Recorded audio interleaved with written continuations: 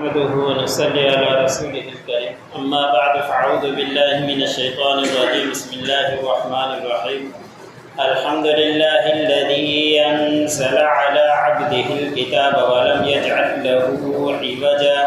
قيما لينذر بأسا شديدا من لدنه ويبشر المؤمنين الذين يعملون الصالحات أن لهم أجرا حسنا ماكثين فيه أبدا وينذر الذين قالوا اتخذ الله ولدا ما لهم به من علم ولا لآبائهم كبرت كلمة تخرج من أفواههم إن يقولون إلا كذبا۔ سورت بنی اسرائیل کا درس کل مکمل ہوا۔ آج سورت کہف کا درس شروع ہوا جس کی 5 آیات تلاوت کی گئی۔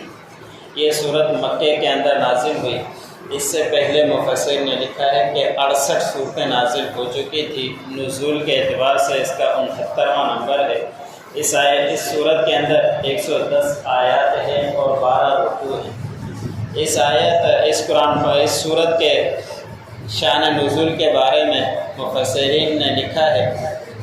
کہ مکے کے مشرکین نے جب آپ صلی اللہ علیہ وسلم کا چرچا ہوا نبوت کا تو مکے کے مشرکین نے سوچا کہ معلوم نہیں کہ یہ سچے ہیں یا نہیں، تو آپس میں انہوں نے منصوبہ بنایا کہ مدینے والے وہ تورات قبور کو کچھ جانتے ہیں، ہمیں تحقیق کرنے کے لیے ان سے کچھ پوچھنا چاہیے۔ تو مکے سے 2 افراد کو بھیجا اور وہاں سے مدینے میں اور جا کے یہودیوں سے پوچھ کر آئے کہ ایک شخص نبوت کا دعویٰ کرتا ہے اور ہمیں دعوت دیتا ہے، آپ ان کے بارے میں کیا کہتے ہیں، وہ کیسا ہے؟ تو ان یہودیوں نے ان سے کہا کہ آپ جا کے ان سے 3 سوالات کرو، اگر وہ ان 3 سوالات کے صحیح جوابات دے دے تو سمجھ لینا کہ وہ نبی ہے، اگر وہ ان 3 سوالات کے جواب نہ دے تو سمجھ لینا کہ وہ نبی نہیں ہے۔ ایک سوال ان سے وہی کیا تھا جو گزشتہ آیت کے اندر گزر چکا، جو آیت نمبر غالباً 85 تھی، کہ جس کے اندر انہوں نے ایک سوال کیا تھا کہ روح کیا ہے، روح کے بارے میں، تو اس کے بارے میں اللہ رب العزت نے جواب دے دیا اس آیت کے اندر کہ روح ایسی چیز ہے کہ جس کا علم تمہیں بہت تھوڑا دیا گیا ہے اور اس کا اللہ رب العزت ہی جانتے ہیں۔ اور 2 سوال یہ تھے کہ جو غار والے کون ہیں، جو پرانے دور کے اندر قدیم زمانے کے اندر کچھ نوجوان بادشاہ جو ظالم مشرک بادشاہ تھا جس کا نام مفسرین نے دقیانوس لکھا ہے، اور وہ مشرک بھی تھا اور لوگوں کو گمراہ کرنے کے اندر ہی لگا ہوا تھا، تو اس وقت کچھ نوجوان افراد اس بادشاہ سے چھپ کر کے ہمیں یہ کافر نہ بنا دے، شرک میں نہ ڈال دے، وہ غار کے اندر جا کے چھپ گئے تھے، تو ان افراد کا واقعہ کیا ہے یہ پوچھیں ان سے۔ اور تیسرا سوال یہ کریں کہ ذوالقرنین کا واقعہ کیا ہے۔ یہ 3 سوالات یہودیوں نے بتلایا جس کے آپ صلی اللہ علیہ وسلم سے مشرکین نے، مکے والوں نے یہ سوالات کیے۔ اس صورت کا نام صورت کہف ہے، اور کہف کہا جاتا ہے غار کو، کہ جس کے اندر واقعہ آئے گا جو چند افراد جا کے غار کے اندر چھپ گئے تھے بادشاہ کے ڈر کی وجہ سے کہ ہمیں یہ کہیں شرک کے اندر نہ ڈال دے، اسی کی نسبت سے اس صورت کا نام رکھا گیا ہے۔ تو یہ کہ مکے والے مشرکوں نے آ کے آپ صلی اللہ علیہ وسلم سے سوال یہ 3 کیے، تو آپ صلی اللہ علیہ وسلم نے کہا کہ میں اس کے بارے میں کل تمہیں جواب دوں گا، لیکن وہی نہیں آئی تو مشرکین نے اور مذاق اڑانا شروع کر دیا اور آپ صلی اللہ علیہ وسلم کو طعنے دینا شروع کیے۔ 15 دن کے بعد یہ صورت نازل ہوئی، اور اس صورت کے نازل ہونے کے ساتھ ساتھ اللہ رب العزت نے ایک تعلیم یہ بھی دی کہ جب بھی آپ نے کوئی کام کرنا ہو تو انشاءاللہ ساتھ ضرور کہہ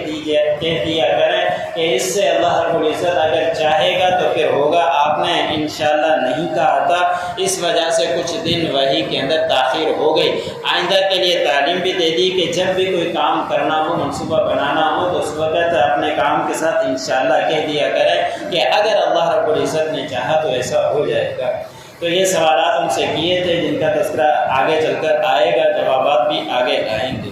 تو اس صورت کی فضیلت کے اندر بھی بڑی احادیثیں ہیں کہ قرب قیامت میں دجال کا نزول ہوگا، ہر کوئی جانتا ہے، وہ خدائی دعویٰ کرے گا اور اس کے پیروکار بھی بہت ہوں گے، اور جیسے وہ کہے گا ایسے ہی ہو رہا ہوگا۔ زمین کو حکم کرے گا کہ خزانے نکال، وہ فوراً خزانے نکال دے گی، جسے چاہے گا مار دے گا اور جسے چاہے گا زندہ بھی کر دے گا، لیکن مارنا زندہ صرف ایک دفعہ یا 2 دفعہ کر سکتا ہے، آگے اس کو اختیار نہیں ہوگا۔ لیکن وہ دجال کا دور آئے گا تو اس کے بہت سارے پیروکار بن جائیں گے۔ نبی کریم صلی اللہ علیہ وسلم نے فرمایا جو شخص سورۃ کہف کی شروع کی 10 آیات اور آخری 10 آیات کو پڑھتا رہے، اس کا معمول بنا لے، جب دجال کا فتنہ آئے گا تو اس سے محفوظ رہے گا۔ ایسے ہی آپ صلی اللہ علیہ وسلم نے فرمایا کہ جو شخص جمعے کے دن اس سورۃ کہف کو پڑھتا ہے،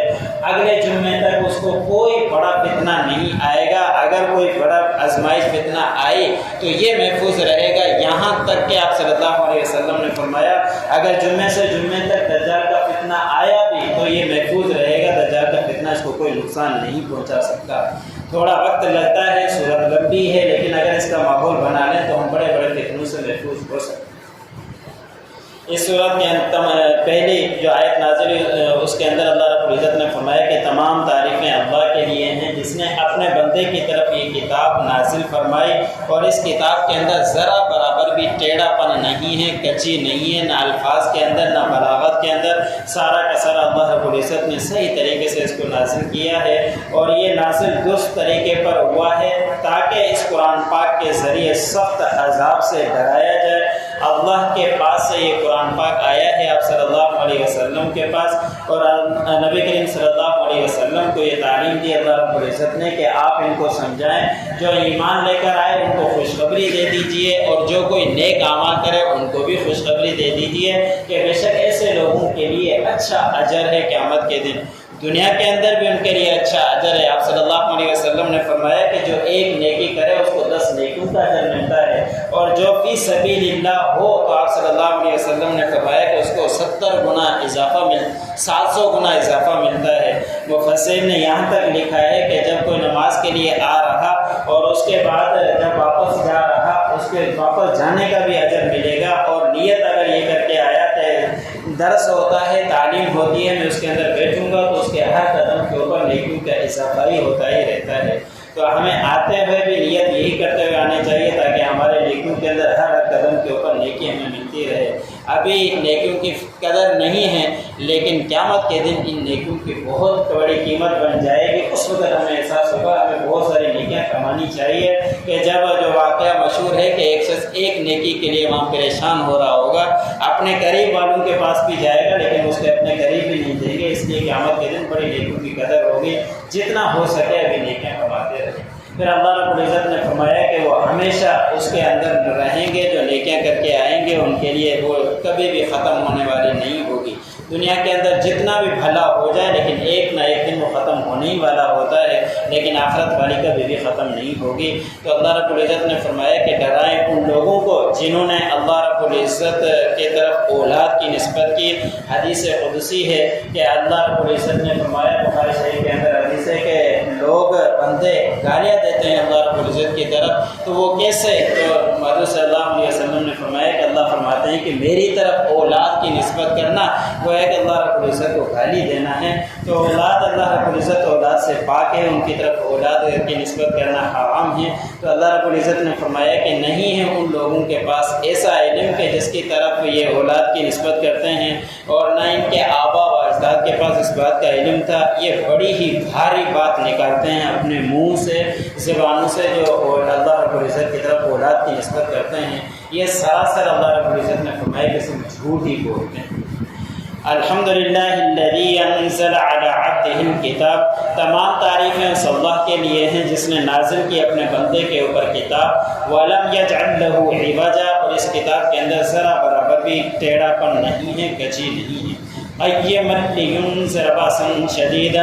اور یہ درست ہے تاکہ یہ اس قرآن پاک کے ذریعے سخت آندھی سے، سخت عذاب سے ڈرایا جائے، من لدنہ، اللہ رب العزت کے پاس سے، وَيُبَشِّرَ الْمُؤْمِنِينَ الَّذِينَ يَعْمَلُونَ الصَّالِحَاتِ، اور خوشخبری دے مومنین کو جن لوگوں نے نیک اعمال کیے، أَنَّ لَهُمْ أَجْرًا حَسَنًا، بے شک ان کے لیے اچھا اجر ہے، مَاكِثِينَ فِيهِ أَبَدًا، اور وہ ہمیشہ اسی اجر کے اندر پڑے رہیں گے۔ وَيُنذِرَ الَّذِينَ قَالُوا اتَّخَذَ اللَّهُ وَلَدًا، اور ڈرائے ان لوگوں کو جنہوں نے کہا کہ اللہ رب العزت نے اولاد رکھ لی ہے، ما لہم بہ من علم، نہیں ہے ان کے پاس اس بارے میں کوئی علم، ولا لآبائہم، اور نہیں ان کے جو آبا و اجداد گزرے ہیں ان کے پاس بھی اس بات کا علم نہیں ہے جو اللہ رب العزت کی طرف اولاد کی نسبت کرتے ہیں۔ کبرت کلمۃ تخرج من افواہہم، بڑی بات کرتے ہیں نکالتے ہیں جو اپنے منہ سے کہ اللہ رب العزت کی طرف نسبت کرتے ہیں اولاد کی۔ ان یقولون الا کذبا، نہیں وہ کہتے مگر سراسر جھوٹ۔ جو پڑھا